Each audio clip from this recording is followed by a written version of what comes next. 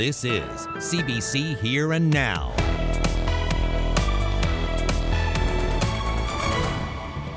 The kidney is there,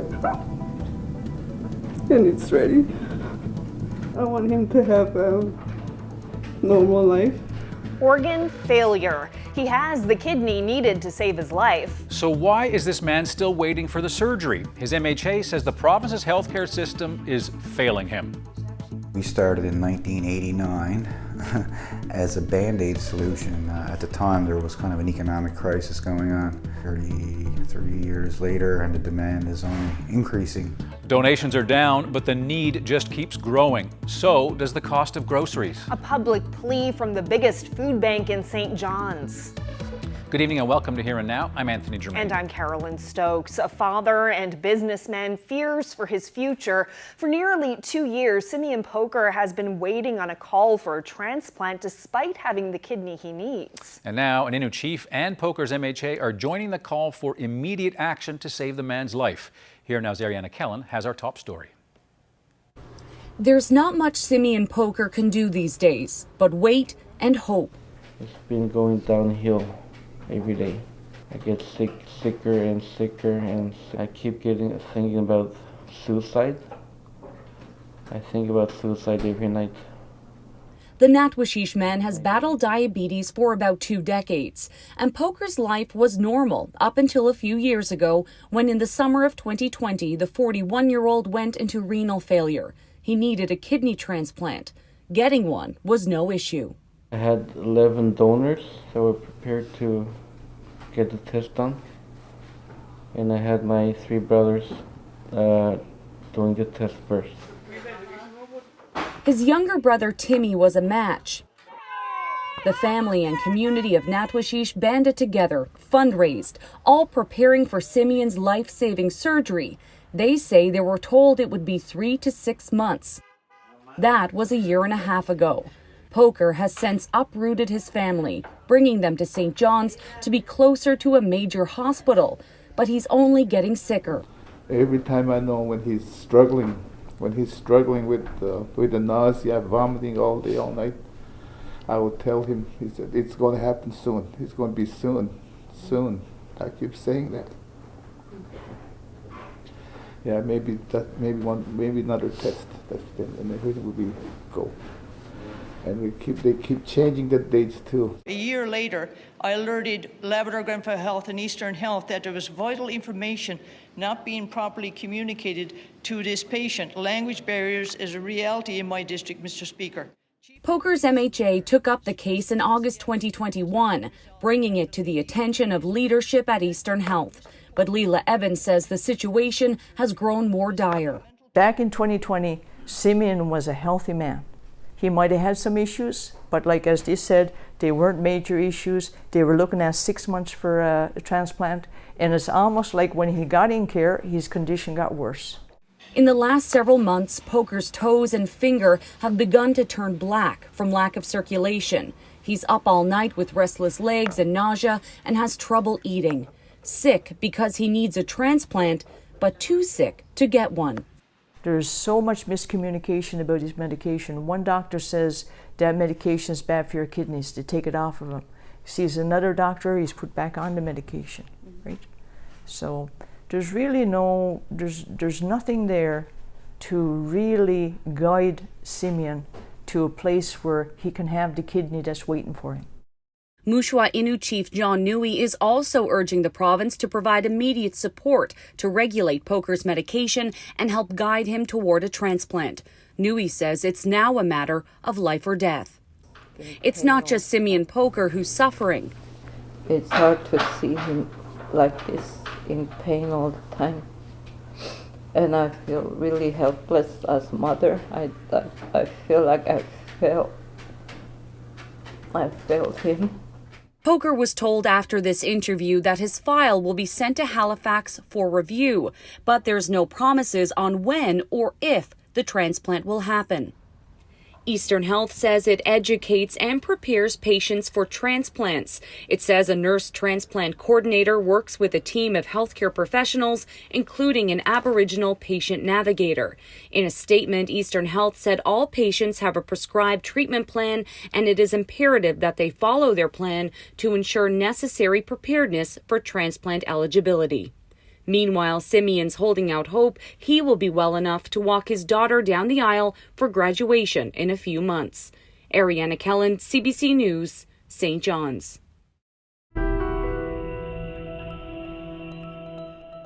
To other news now, an RNC officer has received 12 months probation and 50 hours community service for pointing a loaded taser at his colleagues. Bernard Morgan received a conditional discharge yesterday.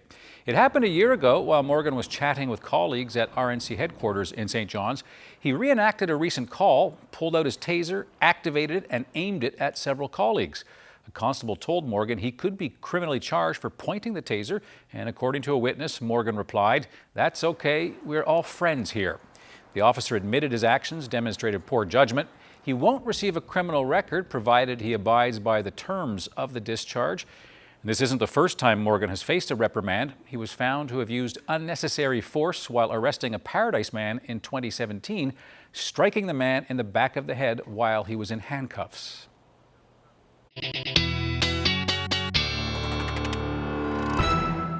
Well, switching gears now, I'm filling in for Ashley tonight for the weather. Let's start with a look at St. John's right now. What a difference out there compared to earlier today. The sun was out and wow, the snow is just really starting to come down, and it's just going to intensify through the evening tonight. 0 is the current temperature, wind chill of -6. This is a system that's affecting the Avalon Peninsula right now. We have a bunch of warnings in place for overnight tonight and into tomorrow evening. St. John's and the Avalon Peninsula, Bonavista Peninsula, looking at about 15 centimeters of quickly falling snow overnight tonight. We have a winter storm warning in Makovic and Cartwright. That's going to be for tomorrow into tomorrow night. And a snowfall warning for the Corner Brook up through the Northern Peninsula for tomorrow into tomorrow evening. So could see upwards of 30 centimeters of snow there. I'll get into all the details coming up a bit later.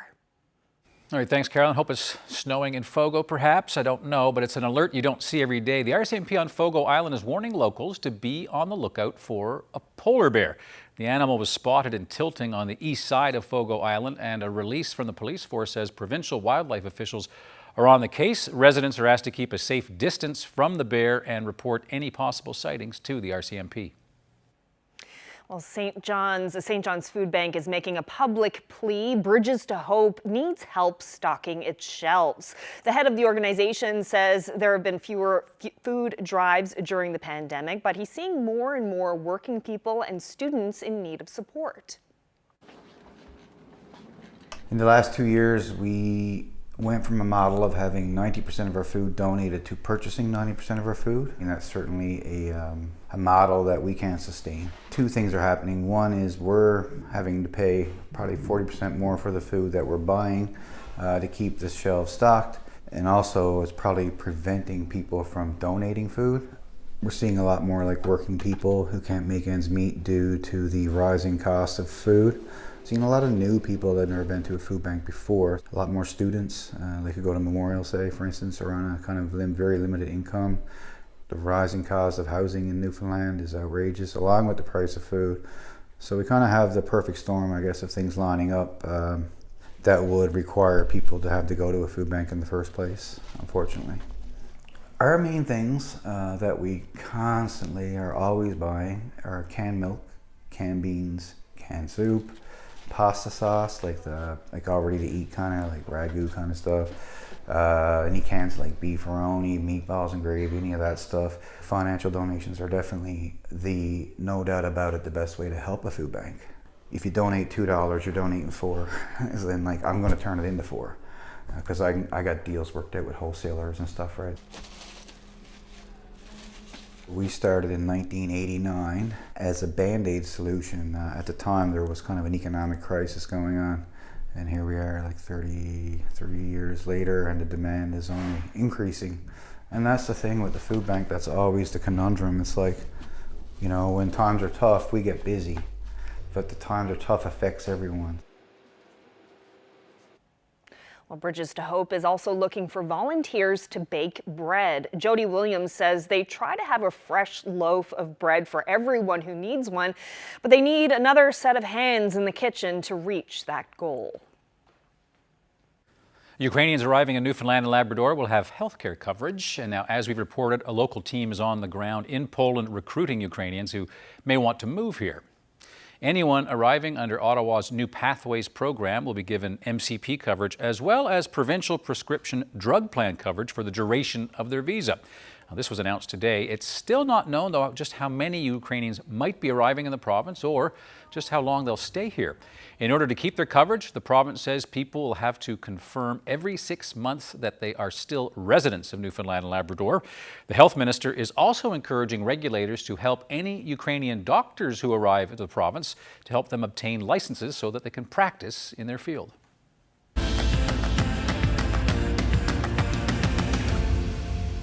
Well, they may be a little younger, a little smaller, but they certainly aren't going much slower. Yes, for the first time in the history of Labrador's Cain's Quest, the race was open to younger drivers. Now, it's been dubbed the Mini Cains. Here Now's Daryl Din has that story.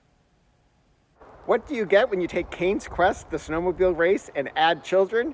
You get Mini Cain's Quest, one of the cutest races around. 3, 2, 1, go! It's a little different than the big race, and this is the first time it's been done.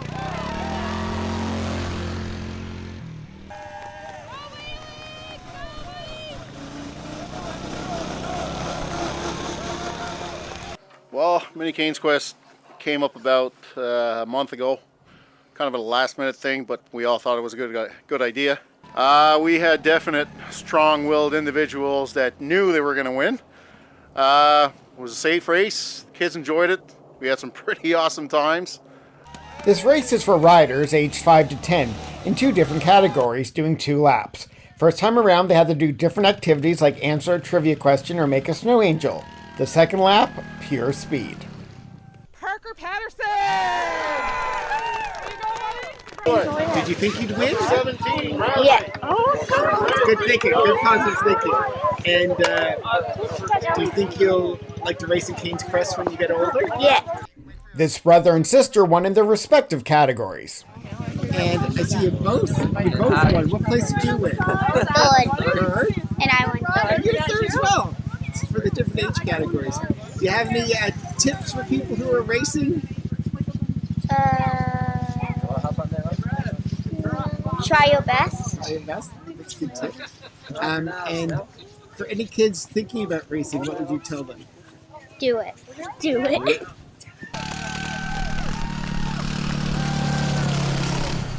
Organizers haven't decided if this will become an annual or biannual event, but in the decades to come, we might see some of these kids in the winner's circle. Daryl Din, CBC News, Labrador City.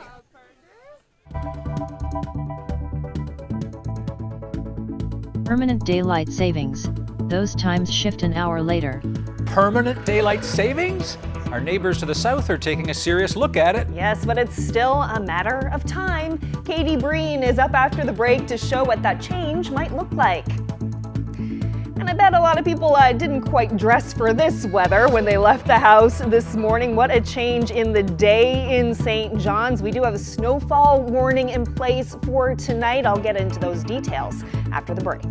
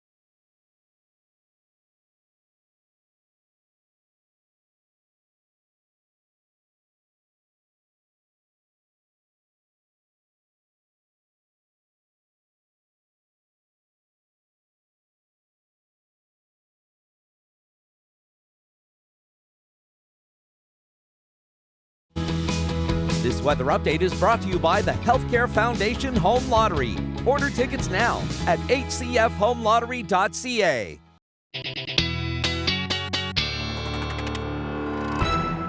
So, Carolyn, have you managed to recover from that hour of sleep that we lost earlier this month? Yes, I did. You do? Because you look refreshed and I presentable like getting up early. all the time. Oh, well, thank you. And I think we've actually reported on this. The United States is actually looking at doing away with that, so you and I don't have to have this discussion anymore, and making daylight saving time permanent. Yeah, it could really change things up in this province. And here now Katie Breen took a look at that. Here's what she found out. Clocks change twice a year. You know the routine. Spring forward, fall back. But that could stop soon. The United States Senate just passed a bill to keep daylight saving time year-round. If that measure goes all the way through, times could change on this side of the border too. So what would that look like? Spring and summer would stay the same. Daylight saving time runs from March until November. During those months, the sun would rise and set at the same time you're used to. Fall and winter, that's when it's gonna look different. The sun would rise and fall an hour later. Here's how it would work. Take the shortest day of the year, December 21st. With standard time, the sun comes up at 7:45 and goes down at 4:13. With permanent daylight savings, those times shift an hour later. The sun would rise at 8:45 and set at 5:15. That means kids going to school in the dark, but having more daylight when they get home. If America makes daylight saving time permanent, the change won't happen until November 2023. The province says it's watching to see what happens and waiting to decide whether Newfoundland and Labrador will follow. And of course, half an hour earlier in most parts of Labrador. What a great item. Yes, it was excellent. I don't know how I feel about that 8:45 sunrise, though. Not great news for early birds out there, that's for sure. True. Well, let's have a look at the weather, shall we? Starting with the highs today. 5 degrees was the high in St. John's today. Not too bad on the entire island, actually. Everything above zero. Cooler, though, in Labrador. -6 as the high in Lab City. So we do have a number of warnings to tell you about. The snowfall warning for the Avalon Peninsula and the Bonavista Peninsula, that's for tonight. We're expecting about 15 centimeters of snow to come down pretty quickly overnight tonight. And the snowfall warning for the West Coast, well, that's going to begin this evening and continue on tomorrow and into tomorrow evening. So that's a prolonged snowfall that we're expecting there. So let's have a look at tonight. This is the snow affecting much of the Avalon Peninsula. You can see this is kind of looping around, working its way back and pretty fast moving. As I mentioned, we're at 10 o'clock here now and it starts to subside there on the Avalon. So we're expecting about 15 centimeters, as I mentioned.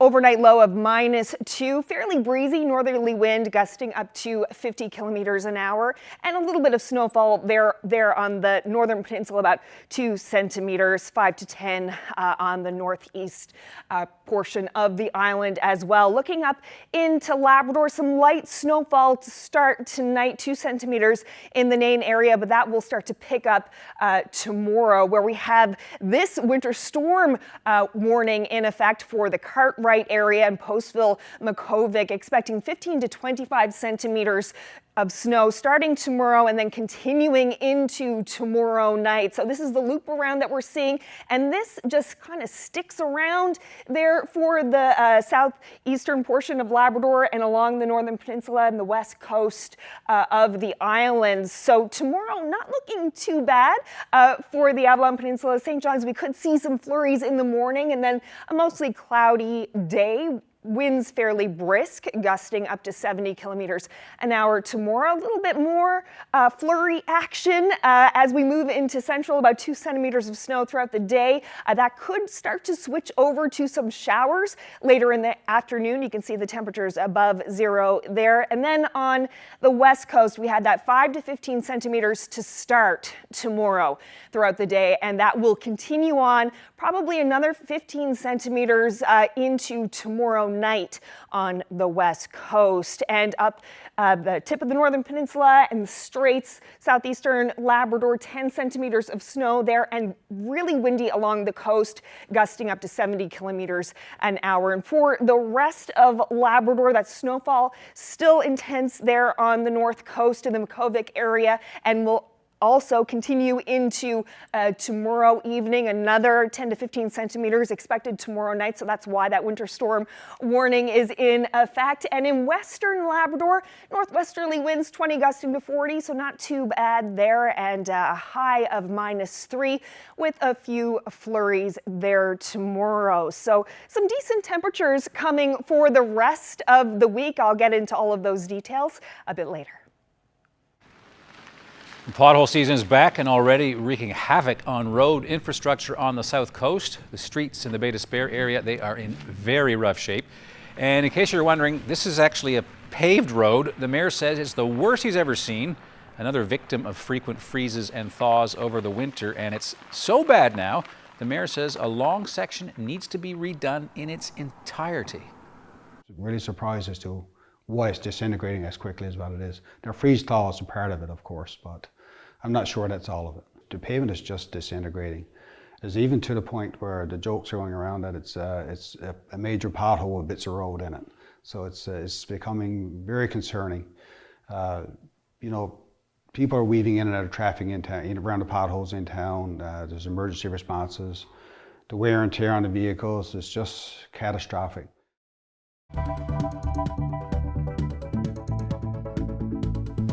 Coming up on Here and Now, weddings took a big hit during the pandemic, lots of cancellations. This is going to be a very different year. Stay tuned.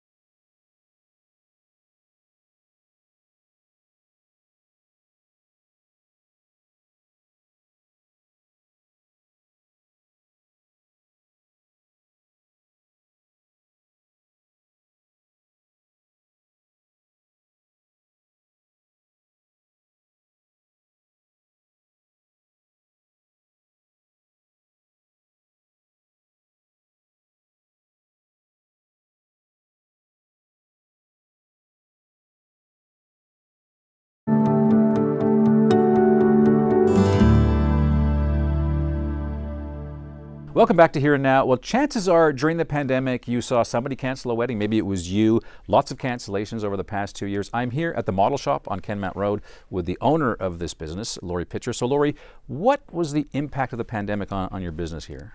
Well, since we are a formal wear store, basically what happened, it pretty much flattened out.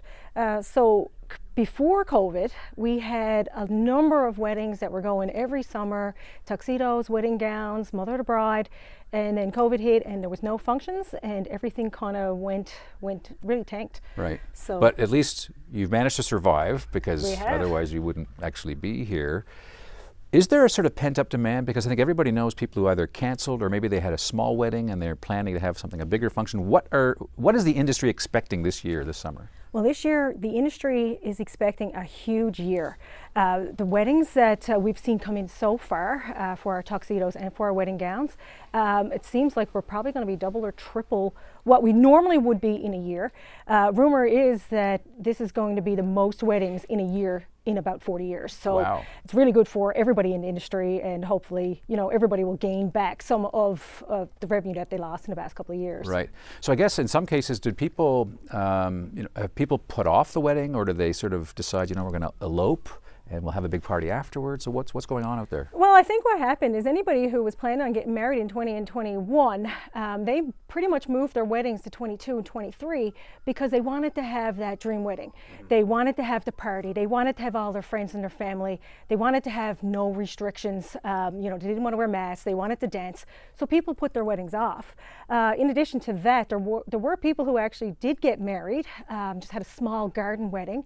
And now that everybody can come home from the mainland and all their friends and family can attend, they're going to have a bigger party. So Right. they're already married, they're just going to kind of redo it in true wedding style. Yeah, and do it right. Absolutely, yeah. Okay. So with respect to the differences between like the menswear, the tuxedos, and all these beautiful gowns and all that, how are you going to make sure, if there's going to be all this demand, that you actually have enough?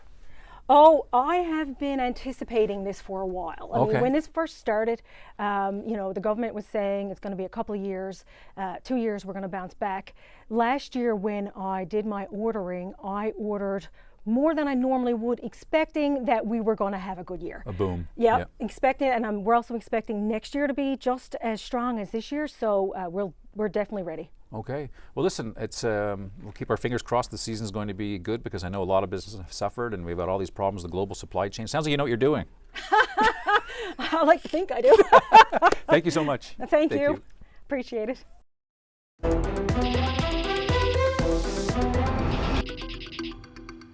Well, Sean Bath has made it his mission to clean up our polluted coastlines. The professional diver created the nonprofit group Clean Harbors Initiative, and we've tagged along with Sean on some of his dives as he pulled up old tires and rusty appliances off the sea floor. But we've never seen him work in the wintertime, and this week on Habitats, host Andy Bullman tags along as the crew embarks on an icy cleanup.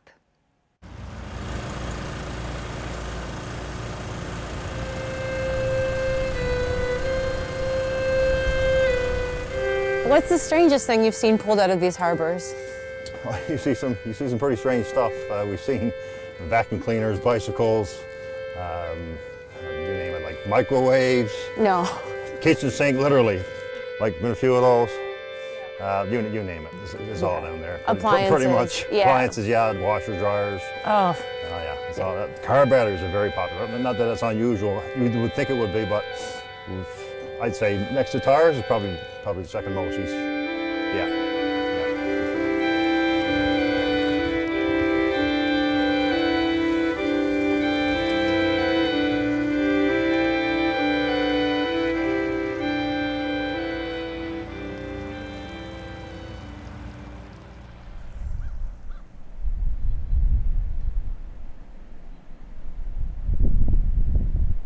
I was fishing for sea urchins for 21 years, and every time we dove in any of these local harbors, we'd be literally picking sea urchins off of rubber towers and all kinds of trash. And I got to the point where the sea urchin industry was dwindling down for me. I was losing interest in that, and I seen an opportunity to do something good for the environment and keep myself in the water where I wanted to be, right? Your goal is to sort of clean up the harbors of Newfoundland and Labrador. What are you picking off the ocean floor? Normally we go down and get tires, batteries, rubber clothes, rubber boots, pretty much anything that was in the fishing industry over the years and got discarded, right?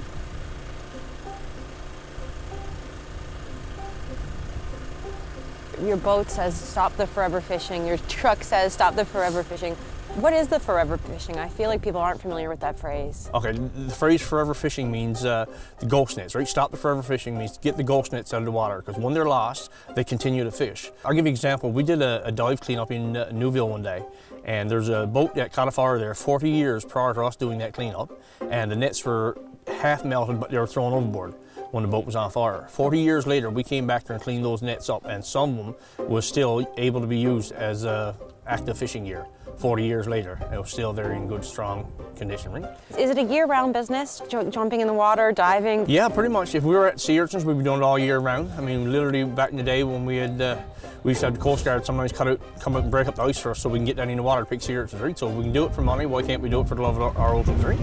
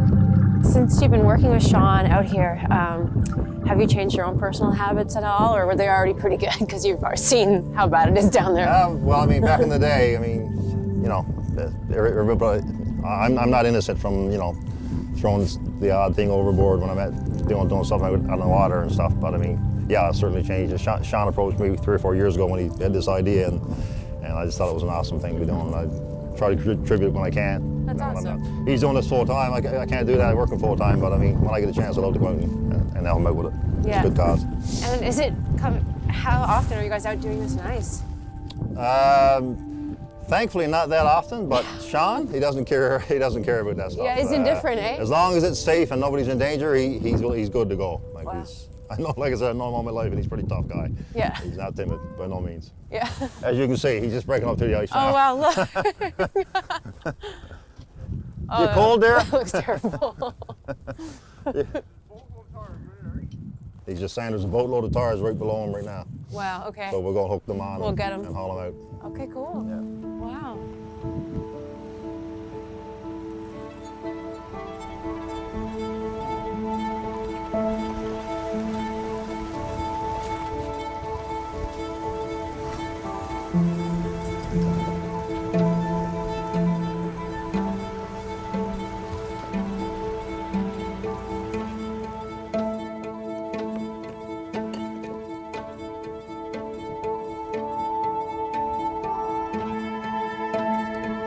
So you're pulling tires up, there's appliances at the bottom, there's car batteries. What about ghost gear? How big a problem is it? I feel like it's a phrase that some people aren't even aware of. It's like a secret people don't talk about. It's a dirty little secret. All over the world is fishing gear being abandoned every year. Somewhere approximately around 25 million pieces of fishing equipment, crab pots, lobster pots, nets, whatever, go lost in the world oceans every year. Around here is not such a big deal. There are some nets here, we took several out of it. There was one more net we found in there by the fish plant. We got to try to get that next time. And as you've seen today, we cut that mooring off the bottom. In other places, nets that are brought up out of the water, in Nova Scotia, they get recycled. How come we're not doing that here? I don't know. We should be. We got tons of nets, tons of old rope. Every fisherman around got their backyards full of old nets, old ropes and stuff, or their sheds or whatever. And it's very difficult to get rid of. There needs to be a federal project put forth to collect this stuff all over the island and ship it off to someone who can recycle it, or start a recycling place here. I mean, what a great cause, really. I mean, put a plant here where we can recycle old fishing gear. We got tons of fishing gear.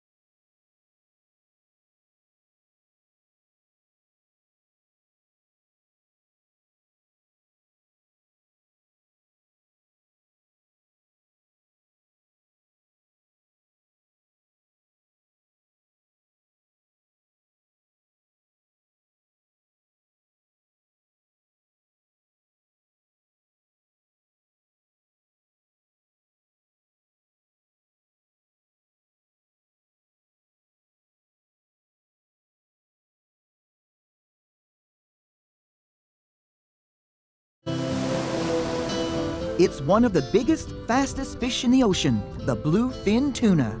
Fish on, watch it, watch it, watch it. The fight for the fish, Sunday at 11:30 and Monday at 7.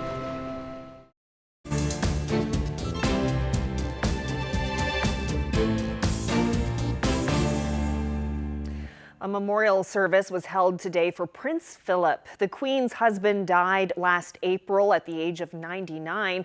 His funeral was kept quite small at the time, just 30 guests due to COVID restrictions. But today, about 1,800 people joined the Queen and the royal family to remember the Duke of Edinburgh. The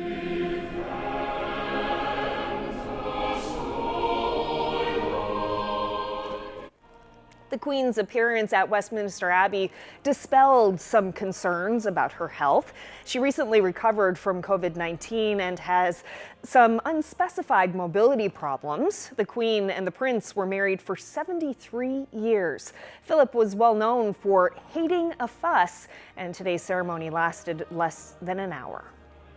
Well, here at home, the Liberal government has released its roadmap to meet the climate targets over the next 8 years.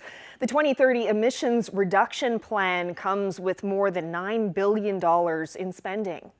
We've done with this plan is calibrate it so it is as ambitious as necessary, but also doable. Because Canadians have had far too long of targets that have been set but not achieved. It is time we all stepped up with a real, concrete plan. Well, some of that $9 billion in cash will be used to boost incentives for zero-emission vehicles and to help add thousands of charging stations to Canada's network. Missing from the plan, though, concrete action for the oil and gas sector, the largest contributor of the country's greenhouse gas emissions. Instead, the report urges the industry to do its fair share to help Canada achieve its climate goals. By the year 2030, Canada aims to bring down its emissions to more than 40% below 2005 levels.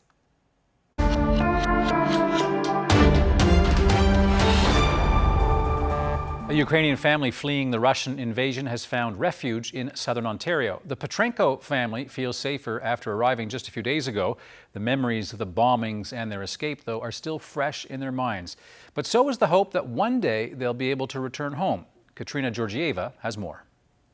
I can sleep at night now. For Canadian resident Anastasia Petrenko, relief. Her mother Olga, father Volodymyr, and 87-year-old grandma Yekaterina are with her, safe from the war. For Olga, it all feels like a movie. My mom said that she still can't believe that she left her house. For her, she's still there. At first, the family didn't want to leave their city of Kryvyi Rih.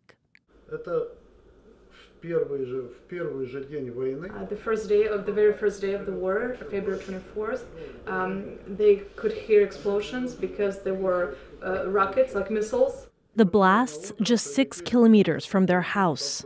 I was always on my phone checking the news because who knows, every minute something can happen and I lose all my family. She convinced her family to pack up and go, so they grabbed a few bags and this hard drive full of memories. They drove to Moldova and into Romania. Then, thanks to Canada's program for Ukrainians fleeing, their daughter was able to fly them here last week. For Yekaterina, a survivor of the Second World War who lived through the Soviet period, this has been unimaginable. She said that she finally thought that all that dark times, all those dark times are over. It's just like now we have this.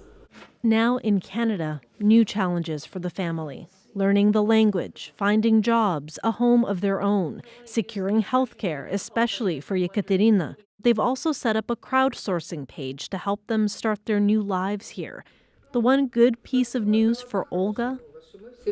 That we're together, that they're with me. Grandma Yekaterina says her people are proving strong. She has faith Russia will lose this war, and one day she can go back. She hopes. She really hopes. Katerina Georgieva, CBC News, LaSalle. The International Red Cross is thinking of opening an aid facility in Russia near the Ukrainian border. They say it will help the agency scale up its humanitarian efforts, but there are concerns in Canada and elsewhere about the implications and the optics of the idea. CBC's Marina von Stackelberg reports. Members of Manitoba's Ukrainian community say they can't believe the Red Cross is considering setting up an office inside the country responsible for the war. We were appalled, frankly. We recognize that the Red Cross is non-aligned, that it's an organization that works everywhere, wherever there is a need, but the need is in Ukraine. The Red Cross agrees, but says a logistics base within Russia would be one way to get supplies to eastern Ukraine. The director of operations told CBC News they are exploring every option and says remaining impartial in the conflict is key to reaching more people. We need to be perceived on the ground by the warring parties as neutral. We need to have a minimum consensus that we can operate across these front lines. Ukraine's government has released a statement saying it strongly objects. It accuses the charity of siding with Moscow. It's a very tricky matter. This expert in supplying humanitarian aid applauds the Red Cross for trying to stay independent, but says the optics here aren't good. Geez, isn't there enough to do in Ukraine and in neighboring countries to the west where there's literally, refugees in the millions needing some form of assistance? He also warns of the possibility supplies meant for Ukraine could be stolen by the Russian military. Given the recent history of what Russia is doing, I have no doubt that if they had a chance there, that they would exploit the situation. Canadians have donated more than $82 million to the Red Cross. The charity says the majority of that money is being spent within Ukraine's borders. About a third of it is going to surrounding countries to help refugees. The Red Cross says it's still discussing whether to open the office and says so far not a single dollar has been spent in Russia. Marina von Stackelberg, CBC News, Winnipeg.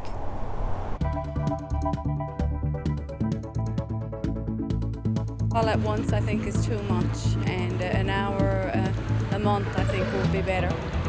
Well, I don't mind. Double daylight time is not bad if we only had it for the summer months. I don't think it's any good. Go back to the same way it was 5 nights ago. Go back to the old system, 100%. Well, back in 1988, double daylight savings time. Yeah, good times. How the province adapted to that time change. It's coming up.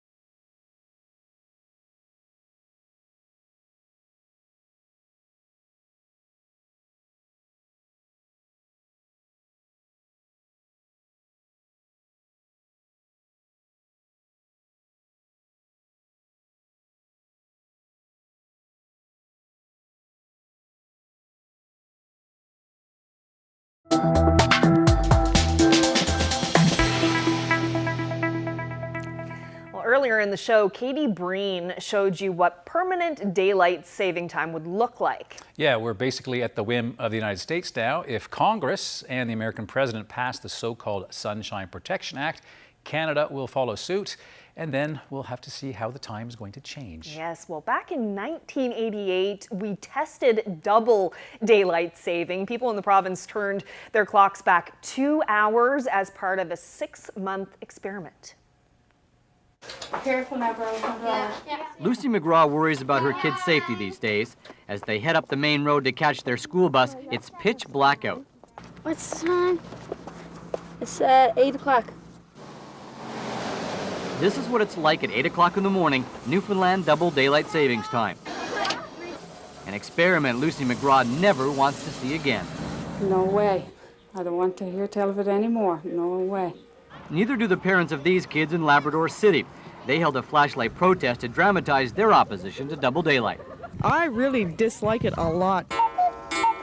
What they disliked was the government's decision last April to turn the clocks ahead 2 hours instead of the usual 1, to give Newfoundlanders more daylight in the evening.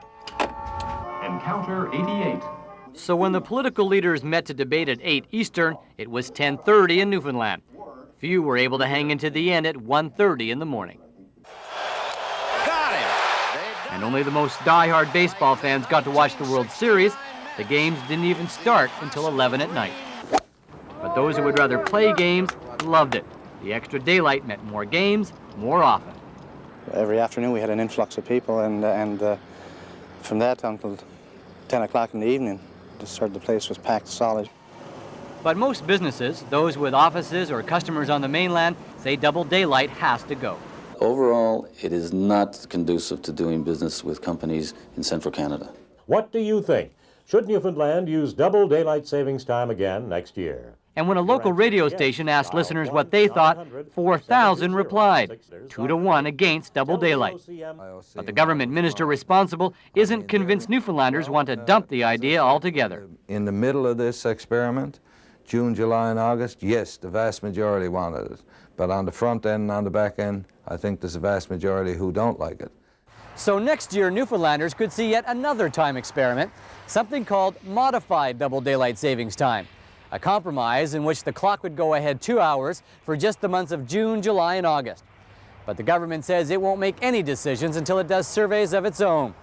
So although double daylight ends Sunday, the double daylight debate lives on. Brian Dubray, CBC News, St. John's.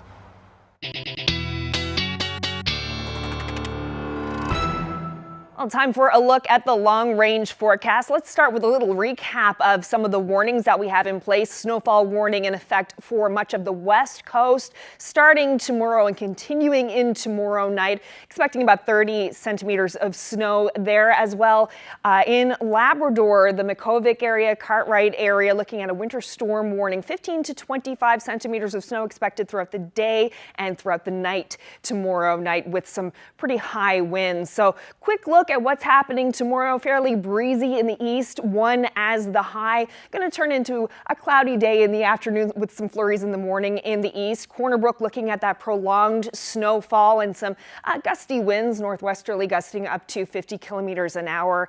And St. Anthony could be seeing some flurries turning to showers in the afternoon with that 3 degrees as the high tomorrow, and some strong coastal winds for the coast of Labrador. 4 degrees in Happy Valley Goose Bay as the high. There's some snow mixed with some rain in the afternoon, and cooler in Lab City as -3 as the high tomorrow. So let's look ahead Wednesday night into Thursday. The snow will continue on the west coast for a while, as well as for the southeastern portion of Labrador, hence those warnings that are in place for the prolonged snowfall. For St. John's on Thursday, we're looking at 5 degrees as the high and some cloudy skies, so not too bad there. Chance of flurries for central areas, and a fairly nice day in Port aux Basques, 2 degrees as the high there, and some snow on the west coast as well, up through Labrador. Now looking ahead into Friday, most of Friday is going to be nice on the island, but we do have this system that will push through on Friday evening, as well as some snow pushing through in western Labrador. So Friday, 2 degrees as the high in St. John's. Not a bad start to the weekend with some cloudy skies and some afternoon showers mixed with rain there for Port aux Basques and the Corner Brook area. 7 degrees as the high there for Labrador. Looking at 4 degrees in Happy Valley, Goose Bay with some flurries. Okay, let's have a look at the 5-day forecast. Temperature-wise, not too bad. Everything above 0 in the daytime hours, but we do have some rain moving in on Saturday, and looks like a messy mix there for Sunday as 5 degrees as the high in the east. For Central, looking at a nice stretch of above 0 temperatures there as well, with some rain on the weekend, but it's good for the plants, right? It's good for the garden. And for the western portion of Newfoundland, 7 degrees as the high, rain as well, but looking like it will clear off nicely there on Sunday. And for the rest of, or for Labrador rather, some flurries on the weekend expected there, 4 degrees as the high. And in western Labrador, a little bit cooler there though, with some flurries on the weekend. So I'm going to take you to St. John's for today's weather photo of the day. I just can't resist a dog in a weather photo. This is Tim and Heather. Of course, Heather is the plant that he is in there. So a nice sign of spring with some flowers on the go. Thank you so much to David Collett for sending that in. Tim and Heather together, so it's both a weather pick and the start of a limerick, sort of like 2 for 1 for tonight. And adorable. Beautiful dog.